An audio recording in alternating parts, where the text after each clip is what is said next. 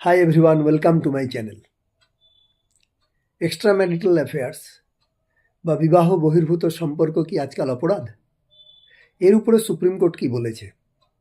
Supreme court যেটা বলেছে সেটা একটু পরে বলছি, তার আগে শুরু থেকে একটু ধরে নেওয়া যাক। আমাদের ভারতবর্ষে যে ভারতীয় দণ্ডবিধি কার্যকরী ছিল, যেটাকে ইন্ডিয়ান পেনাল কোড বলা হতো, সেই ইন্ডিয়ান পেনাল কোডের মধ্যে 497 আইপিসি বলে একটা সেকশন ছিল, যেটাকে অ্যাডাল্টারি বলা হতো। অর্থাৎ বিবাহ বহির্ভূত সম্পর্ক কারোর সঙ্গে কারোর যদি থাকে তাহলে 497 আইপিসিতে মামলা হতো এবং সাজা হওয়ার সম্ভাবনা থাকতো।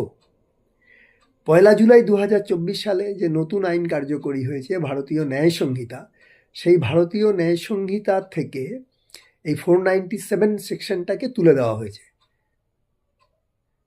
অর্থাৎ ভারতীয় ন্যায় সংহিতার মধ্যে 497 সেকশনটি নেই। এবং সুপ্রিম কোর্ট 2018 সালে Joseph Shine versus Union of India মামলায় সুপ্রিম কোর্ট এই এক্সট্রা ম্যারিটাল অ্যাফেয়ার্স বা বিবাহ বহির্ভূত সম্পর্ককে বৈধ বলেছিল।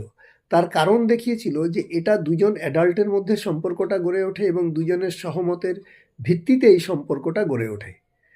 তাহলে বর্তমান দিনে মানে ভারতীয় ন্যায় সংহিতা অনুযায়ী এক্সট্রা ম্যারিটাল অ্যাফেয়ার্স বা বিবাহ বহির্ভূত সম্পর্ক অপরাধ না হলেও সেটা হিন্দু ম্যারেজ অ্যাক্ট অনুযায়ী কিন্তু ডিভোর্সের গ্রাউন্ড।